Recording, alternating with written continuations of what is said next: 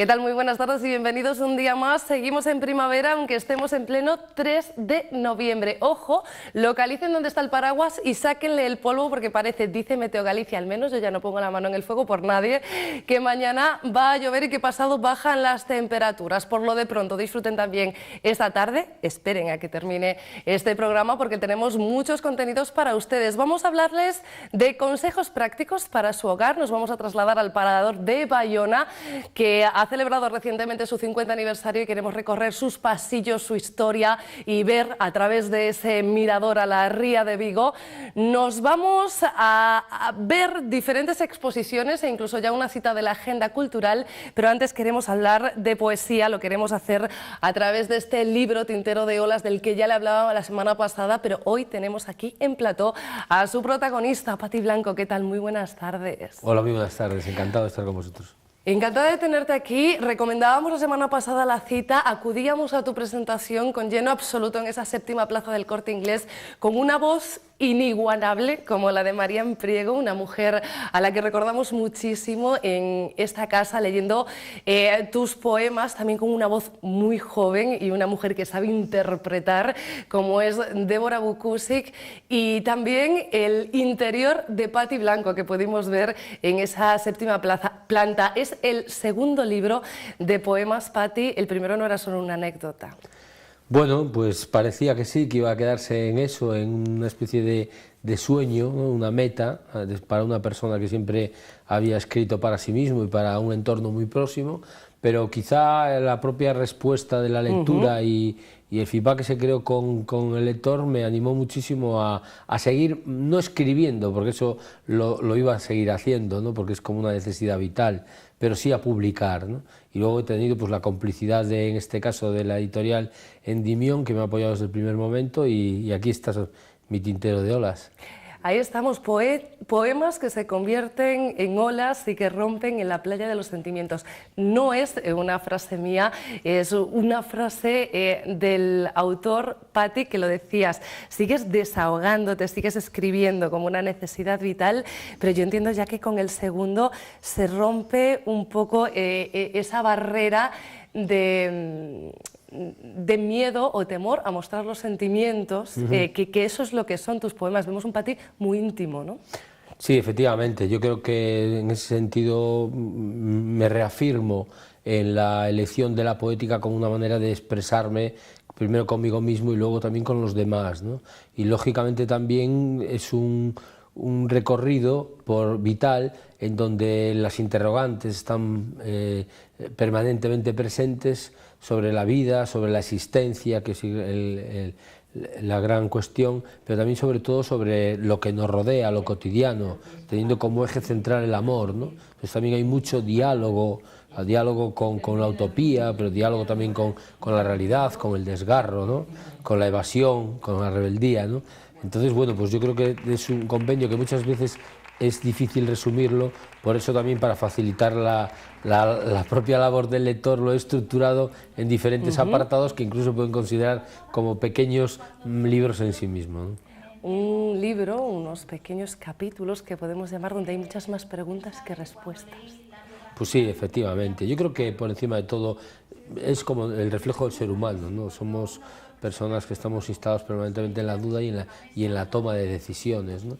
Pero por otra parte, lo que no podemos es despistarnos.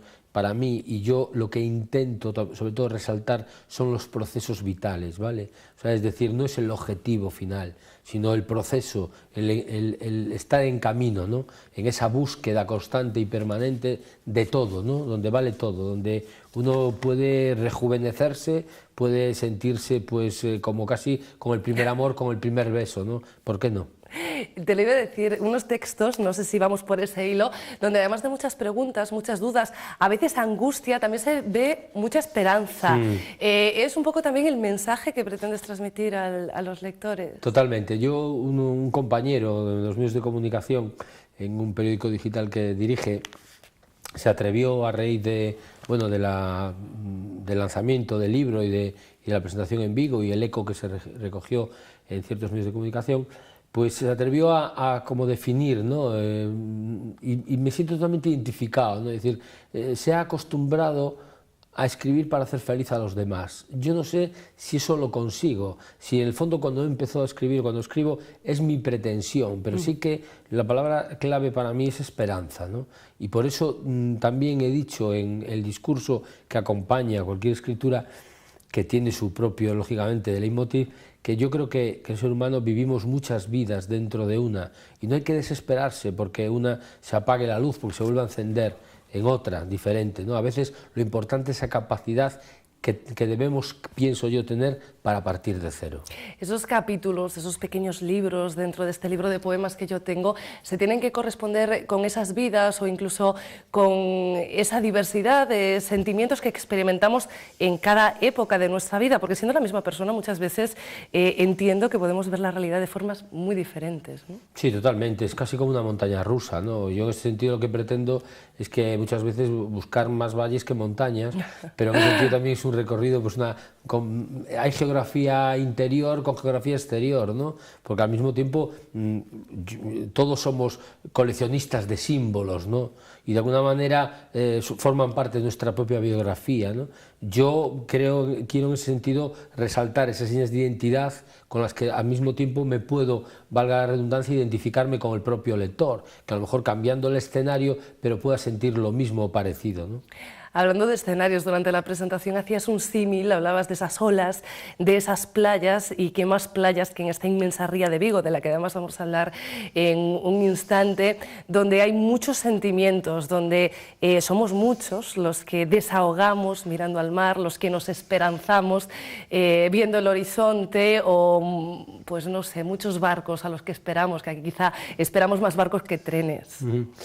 Yo lo ilustras perfectamente, porque además físicamente yo tengo la suerte de vivir en Alcabre, y cuando entro ya no tengo que asomarme, ya entro por la puerta de mi casa y ya percibo esa luz de la ría, ¿no? que me hace dimensionar los horizontes y soñar con ellos, ¿no? Entonces yo creo que es un privilegio, ¿no? Muchas veces creo que debíamos de poner más bancos estratégicamente ubicados para que la gente se detuviese simplemente para decir que somos unos privilegiados por vivir donde vivimos, ¿no? En ese sentido yo creo que para mí Vigo es un río de inspiración, una fuente permanente de todo. Yo creo que hay un antes y un después en mi vida, en ese sentido, lo cual yo creo que de alguna manera también se refleja, o sea, forma parte de manera muy importante de mi tintero, ¿no? Que después lógicamente lo transformo en esas olas escritas, ¿no? Pati, porque podemos decir que Vigo es tu casa, y como buen vigués, sí, estrenabas en casa, presentabas este libro en casa, aunque ahora queda mucho recorrido. Mañana a Coruña, Santiago, Madrid, ¿cuántas plazas vas a torear? Bueno, forma parte un poco de la promoción del libro, pero bueno, yo quise simbólicamente empezar lo que la primera vez terminé, que fue en Vigo, como mi reposo, fue como la desembocadura. Y de alguna manera quería simbolizar el comienzo en Vigo, porque ahora es donde estoy más tiempo, donde me he sentido acogido fenomenalmente, es mi casa y me siento adoptado, ¿no? Y además con muchas facilidades en ese nivel, ¿no? Entonces, bueno, pues lo que aspiro también es de devolver la gratitud, también a través de la palabra, ¿por qué no? Y lógicamente pues reconociéndola. Entonces, bueno, yo he empezado con Vigo y la respuesta ha sido magnífica, o sea, me he sentido muy querido, sobre todo muy apoyado, y lógicamente, bueno, pues mañana tengo la cita en mi ciudad natal, en Coruña, luego Madrid, que siempre es un poco el reto, ¿no? y la incertidumbre, pero bueno, yo creo que también la primera vez lo he presentado en Madrid, en Segunda Piel, y tuve bastante buena acogida, ¿no? Lógicamente dentro de lo que es el universo de Madrid. Y luego terminaré en Santiago, que también es otro de mis referentes, porque bueno, forma parte también de mi vida y donde desarrollo también mi época universitaria, y también tengo muchos amigos que quieren verme y quieren leerme. ¿Para cuándo el tercero? Bueno, pues yo digo que el caudal no cesa, y no sé para cuándo. Sé que yo pienso que va a haber un tercero, pero estoy dándole vueltas a otros proyectos que quizá puedan orientarse también por el mundo de la narrativa, ¿no? Aparte de algún tema también, bueno, pues en redes sociales ya con protagonismo personal, ¿no? De introducirme en otras facetas que mías, o sea, para que, bueno, de alguna manera, dentro de ese fondo que yo pretendo, que es descubrir para compartir. Y entonces, bueno, yo creo que pronto sabremos más noticias. Pati, pues quedamos muy pendientes de todos esos nuevos proyectos. Mientras tanto, queden ustedes también pendientes de este título, Tintero de olas, de Pati Blanco. Bueno, un libro que ya está en la calle y que era presentado aquí en Vigo la semana pasada. Muchísimas gracias por habernos atendido, por haber acudido a la cita. Ha sido un placer, encantado. Y ustedes no se me muevan porque enseguida vamos a hablar de historia, nos vamos al Parador de Bayona, pero antes, si le parece, nos vamos a la Fundación Barriet, donde tenemos una retrospectiva de la obra arquitectónica de Manuel Gallego. Durante todo este mes, de momento, pueden visitar esa exposición.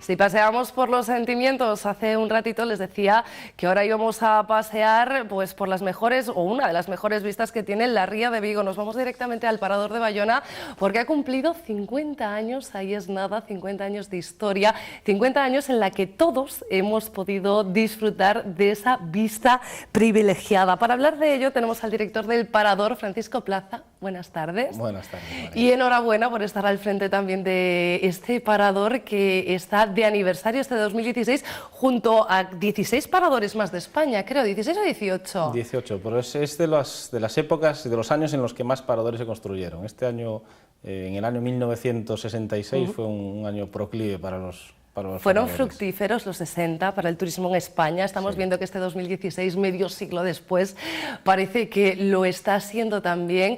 Y vosotros estáis celebrando por todo lo alto esa conversión de una antigua fortaleza, de un medio pazo gallego, yo creo que construido allá por el siglo XIV, que me imagino que el rey de Castilla de aquel momento no se podía imaginar que ahora en su habitación iba a tener un jacuzzi.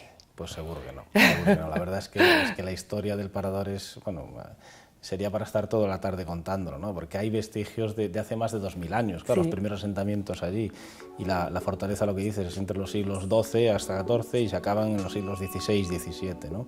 Pues quién le iba a decir, ¿no?, al rey de aquella época que iba a haber ahora allí clientes durmiendo en un jacuzzi en su antigua habitación. ¿Y quién les iba a decir a Inimaginable. los españoles, a lo mejor de los años 30, 40 o 50, antes de que existieran los paradores, que también los grandes palacios se iban a democratizar y que nosotros íbamos a poder bueno, ya no dormir en camas de reyes, porque se entiende que aunque sigan las paredes, mucho del mobiliario tiene que variar, pero que sí que íbamos a poder morar en esas paredes con tanta historia, ¿no? Pues de aquella ya empezaba a haber paradores, porque el primero fue en 1928, el parador de Gredos, ¿no? Entonces, en los años 30 y 40 siguieron haciendo paradores, pero la época que más paradores se hicieron fue seguramente en esos años 60, que es cuando también en aquel momento Manuel Fraga quiso darle impulso al turismo cuando fue ministro de Información y Turismo, y la verdad es que creo que fue un acierto, porque fue una manera de poder conservar el patrimonio histórico-artístico, ¿no? de poder llevar a los visitantes que venían a España a lugares emblemáticos y espectaculares, como es el caso de Bayona, y bueno, pues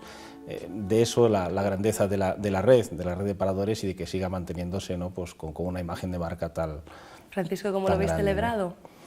Pues con un acto bonito, acogedor, realmente para quien tenía que ser, no fue un acto multitudinario, pero que estuvo todas esas personas que tienen que estar, que son todos esos clientes, ¿no? Que son los que llevan haciendo tantos y tantos años que el parador esté donde está, ¿no? Con ese nivel de calidad, y con unos clientes muy importantes, que quien se lo digas, quien le cuentes esto no se lo va a creer, que llevan 50 años consecutivos yendo al parador todos los meses de agosto, del 1 al 10 de agosto. Fueron el primer año con la inauguración y este año volvieron a ir, 50 años seguidos, ¿no? Eso sí que es fidelidad, y esos son los clientes que más ilusión nos puede hacer, todos en general, pero imagínate un cliente que lleva 50 años viniendo al parador. Te lo iba a preguntar, una pareja entrañable, la he podido ver en informativos, leía también un artículo en La Voz de Galicia en el que ellos explicaban un poco cómo era su viaje, cómo había sido aquel primer viaje y cómo ha sido este mes de agosto, 50 años después. Entiendo que a estos clientes, a estos amigos, cuando llegan los saludáis de manera diferente, llegan a su casa. Sí, de hecho, bueno, después de todos estos actos nos mandaron una carta de agradecimiento en la cual decía, bueno, gracias volveremos a nuestra segunda casa, ¿no? Y es la realidad. Me dicen, no saben si es la primera al parador o la suya en Cataluña, ¿no? De don Camilo y doña Carmen. Sí, la relación ya que tienen con todo el personal de tantos años, porque otra parte, ¿no?, fundamental del parador es que el personal lleva muchos años, está muy identificado, con lo cual al cliente lo conocen de una manera casi como familiar, pues hace que te sientas de una manera diferente, ¿no?, cuando llegas. Francisco, ¿y cuáles son los retos 50 años después? Cumplir otros 50. Como estamos jóvenes, y aún nos queda cuerda para el rato, pues poder llegar a cumplir otros 50. Y eso pues se hace con el trabajo diario, sobre todo de todo el personal, que son los que han hecho que durante estos 50 años pues los clientes se han ido encantados del parador, ¿no? y que ellos sean los principales prescriptores, ¿no?, del parador. Con mucha ilusión y seguir trabajando para ello. Durante su historia, durante la historia ya no del parador, sino la historia del edificio y de esa gran fortaleza, ha tenido sin duda moradores ilustres, pues el conde de Gondomar, por ejemplo, de quien recibe el nombre. Yo decía al principio que los paradores han democratizado esos palacios, pero sí es cierto que cualquier personaje ilustre que siga visitando Bayona os visita también a vosotros. Sí, en general. De hecho, este último año pues ha estado el rey emérito, don Juan Carlos, porque estuvo una vez más en la regata Príncipe de Asturias, que se celebra en el Monterreal Club de Yates. El año pasado tuvimos una cumbre hispanolusa con el presidente del gobierno y todos los ministros, que fue espectacular, con Mariano Rajoy, y también vino el príncipe, el rey Felipe, Felipe, también justo antes de los actos del Carmen y la Zona Naval, y estuvo pues durmiendo y desayunando con los clientes. La verdad es que visitas espectaculares. Luego muchos otros clientes ilustres como Anthony Hopkins, etcétera, etcétera. Bueno, y lo dice, ustedes no lo han visto porque están pasando imágenes, pero lo dice así como, bueno, lo normal para un parador con unas vistas en un enclave tan inigualable como es Bayona. Nosotros desde aquí, nuestro granito de arena para felicitaros es esa entrevista, también es animar a todo el mundo a que acuda al parador, porque muchas veces estamos aquí al lado y parece que elegimos otros hoteles y otros paradores de otros enclaves para pasar un fin de semana, y no saben ustedes, aun a pesar de estar ahí al lado, qué forma de desconectar y de vivir en otro mundo y en otra época como puede ser ir al parador, aunque esté nada, a 20 kilómetros. Francisco, muchísimas gracias por haber venido y por trasladarnos un poquito más este pedacito de historia del parador. Muchas gracias a ti, María, y y gracias por la felicitación de estos 50 años. Y ustedes no se me muevan porque enseguida vamos a dar consejos prácticos, vamos a seguir hablando de arquitectura, pero ya con consejos prácticos para ustedes. Pero antes vamos a seguir hablando también de historia, que es la que tiene el grupo Camarada Nimoy. Son muchos años los que llevan juntos, pero se separan y lo harán tras un concierto mañana en la Iguana Club. Si ustedes quieren ver el último concierto de Camarada Nimoy, se quedan sin tiempo.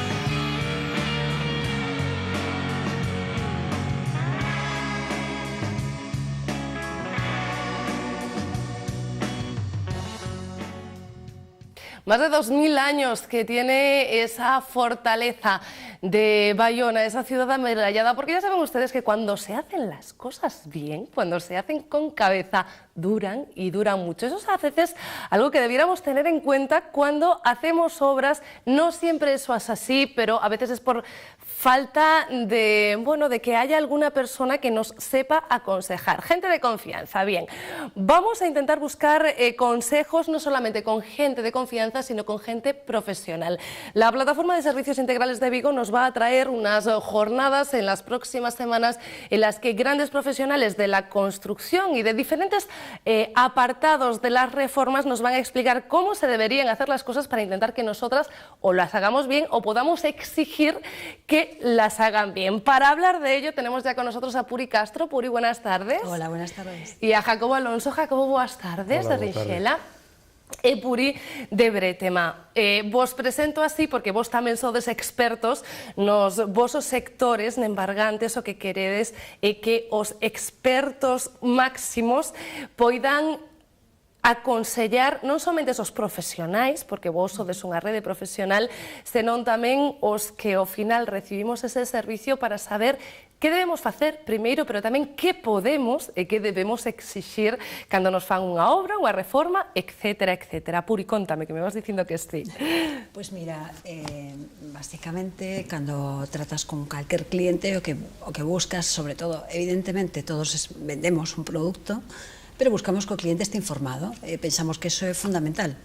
Sobre todo, xa che digo, Pros e contras, manexamos diferentes materiais e un pouquiño a información é básica, sobre todo a hora de tomar unha decisión como é unha compra dunha vivenda ou unha reforma. Ou unha reforma. E desto vai a ir tamén a primeira das xornadas, porque son varias semanas. Jacobo, temos unha cita xa o 5 de novembro.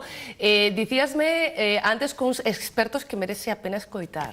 Sí, o sábado día 5 vamos a ter a Damián, que é arquitecto, e a José, que é técnico, e vanos a explicar un pouquiño para que sirve isto do certificado enerxético. Eu penso que sempre que vayamos a cometer unha reforma en casa é interesante non só por un trámite legal de unha compra, unha venta, facer este tipo de estudio. E por que? Se está ben feito, que tamén é certo que hai empresas por aí que o están facendo a granel, como quen dice, venden únicamente o estudio por precio e cando realmente o estudio o que debe servir é para sacar unha conclusión de cual é a reforma que debemos facer. Mais dunha vez temos sensación de frío no salón e decimos que o que temos é que poñer máis calefacción.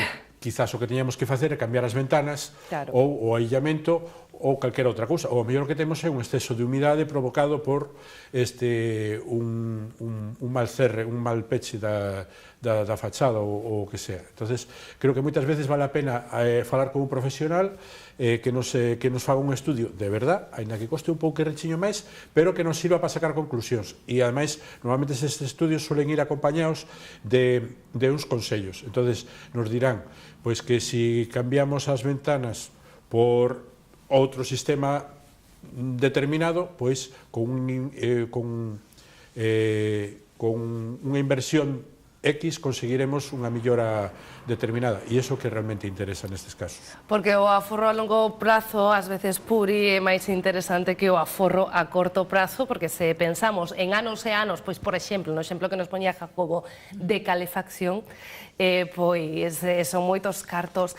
Vades falar de moitas cousas, veíamos o programa fai uns intres en 4 semanas diferentes, en 4 citas diferentes. Contanos cales van a ser. Pois mira, o ciclo basicamente se artellou en torno á eficiencia enerxética. Entonces, é un pouquiño explicarlles a xente desde que é un certificado enerxético, que é o obxeto da primeira charla que dá Damián, o arquitecto, e José, o técnico. Despois, a nosa empresa, Bretema, falará de bioconstrucción xunto con unha empresa que se dedica a venta de materiais de todo tipo, illantes. Entonces, nos falaremos da aplicación, eles falarán un pouco en concreto dos illantes. En terceiro lugar, falaremos de sistemas de peche. Como ves, estamos falando sempre de cousas que non falamos de máquinas que consuman, sino de facer unha construcción xa eficiente por sí mesma, de peches e de cerramentos de todo tipo. E, finalmente, falaremos do tema das bombillas LED, de que tipo de aforro dan. Tamén, buscamos informar para que o cliente faga unha compra informada. E, sobre todo, falar de eficiencia enerxética, xa non falando de vamos a comprar unha caldeira mellor ou peor, que tamén, pero, sobre todo, decir, bueno, pois se vamos a investir agora en illamento, vai ser unha inversión de agora, pero para sempre. Bueno, eu creo que oportunidade única, sobre todo para coñecer estes temas. Teñan pensado comprar ese piso, teñan pensado facer esa reforma ou non, porque o saber non ocupa lugar, a longo ou curto plazo non sabemos as voltas que pode dar a vida, e estes coñecementos poden ser importantes.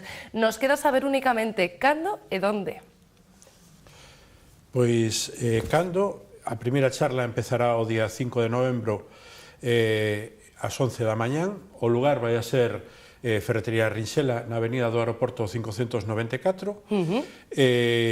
Teremos un ciclo que podedes visitar no noso Facebook, Plataforma de Servicios Integrais Vigo, ou na páxina de Ferretería Rinxela ou na de calquera das empresas asociadas a esta plataforma. O día 12 de novembro teremos a charla impartida por Bretema e Galuso acerca de novos illantes, técnicas de aplicación, bioconstrucción e rehabilitacións. O día 19 de novembro, Alutil e Charo Figueroa, sistemas de cerramentos e cortinas técnicas. Para rematar o ciclo, o sábado 26 de novembro, ás 11 da mañán tamén, iluminación LED, aforro e amortización. Isto vai un pouco para que a xente que sepa que a veces non comprar a lámpara máis cara sinónimo de máis aforro. Bueno, pues es 11 da mañá os sábados esa cita en Rinxela, plataforma de servicios integrais Vigo, en Facebook, o poden atopar en facebook.com/PSI Vigo, PSI Vigo, e aí teñen toda a información. Jacobo Puri, moitísimas grazas de novo por virnos a contar todos estes consellos prácticos. Gracias a vos. E vostedes, como sempre, moitísimas grazas por estar aí e grazas tamén por anticipado por estar mañán aquí á mesma hora, ás 2:30, un bico.